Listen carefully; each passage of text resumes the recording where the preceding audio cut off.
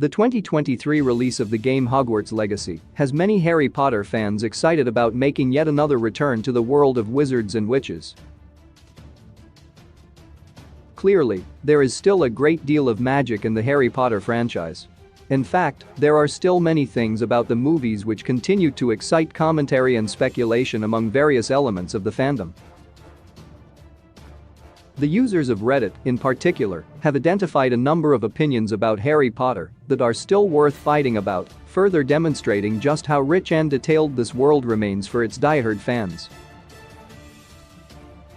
10 Harry was justified using Sectum Sempra of the many magical spells that emerge from Harry Potter. Sectum Sempra is one of the most devastating. Harry's use of it against Draco is also one that has often threatened to tarnish his character. Dredge Admiral Abyss, however, outlines a number of reasons why Harry was justified in doing so, including the following. The fight started with minor jinxes, but Malfoy was the one who escalated the fight by trying to use Crucio. While Harry is prone to rash judgments at times, the truth is that, with the evidence he had in hand, it seemed likely Draco was going to do something equally dangerous. 9/10 Everyone should use one type of broom in Quidditch. Quidditch has always been one of the best things about Harry Potter, even if it also required some fancy work during filming. However, its rules can be a bit unfair, and it's especially notable that one's type of broom can drastically influence one's likelihood of victory.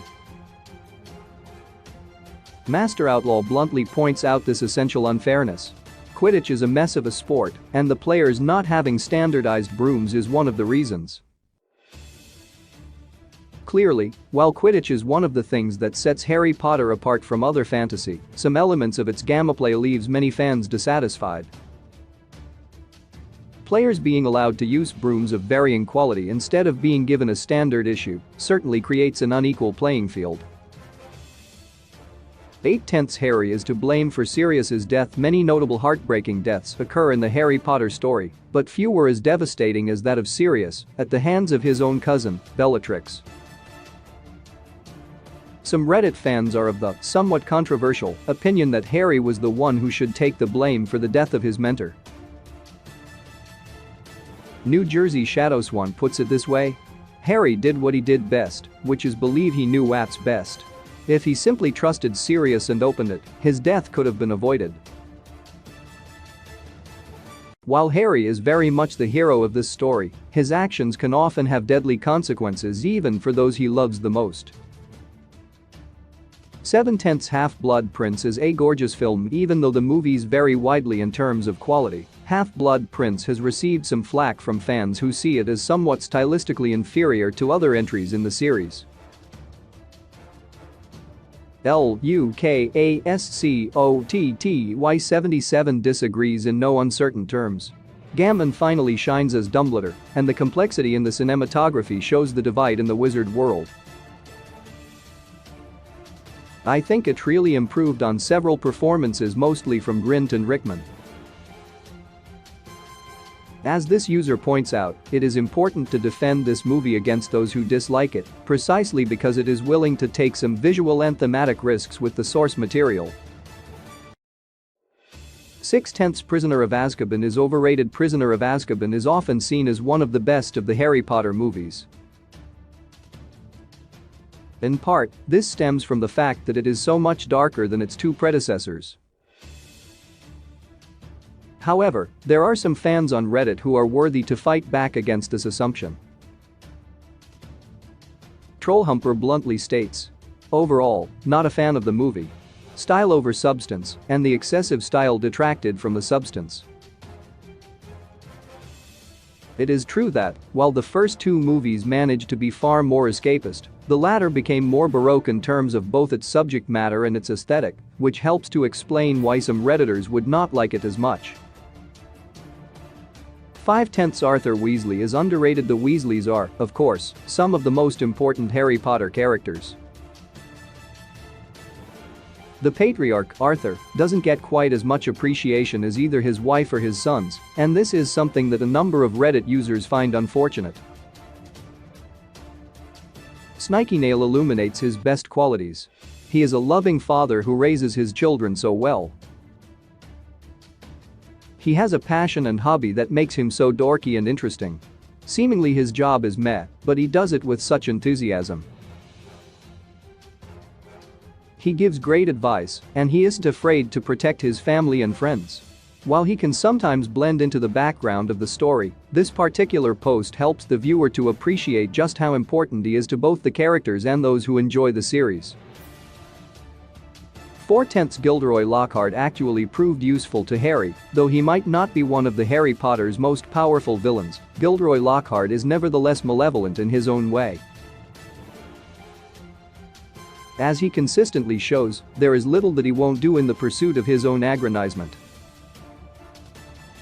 However, Rosefilm argues that his advice is actually good. They state, from a marketing perspective, his advice and willingness to mentor Harry, against Harry's will of course, was an incredibly valuable opportunity to learn how to pursue the public eye plus and be an entrepreneur, as a writer or otherwise. Given how inept Harry shows himself to be when it comes to engaging with the public and convincing others to take up his point of view, it's clear he would have done well to have heeded Lockhart's example. 3/10 Hermione is more like Tom Riddle than many realize. While Hermione is one of the smartest and best characters in Harry Potter, she is prone to her own failings. In particular, as Crustring writes, she breaks rules for her own gain, and sometimes in anger, despite being a prefect usually inclined to consider school rules as law. Obviously she does these for good reasons, not evil. Their larger argument is that she has more in common with Voldemort than fans are willing to accept or acknowledge. As is so common in Harry Potter, the difference between hero and villain is often blurrier than a first glance might suggest. 2/10 Snape truly is morally grey. Snape has the distinction of being one of the very best of Harry Potter characters and one of the late Alan Rickman's best roles. Debates have raged about the nature of his personality and his character, but some Redditors even now insist that, rather than good or evil, he truly is a morally grey character. Molditos, for example, writes, Snape is morally grey, falling a bit on the bad side, but he is complex and flawed, and that's what makes him an interesting character. I hate how people would actively turn him to both extremes just to suit their liking. Indeed, it is precisely the numerous conversations and arguments which continue to circulate around his character that demonstrate how richly and fully drawn he truly is. 1/10 Percy is misunderstood. Unlike the other members of the Weasley family, Percy has often been very unpopular. Some of this he brings on himself, but he also has his fair share of defenders among the users of Reddit. Sweet Zocketl has this to say. He has said and done awful things, there's no denying that, but that doesn't mean he was evil, and like the majority of the characters, he has a lot of nuance and complexity that many simply ignore. Like other characters in Harry Potter, there is far more to Percy than people often acknowledge, and it is a testament to the series' ability to bring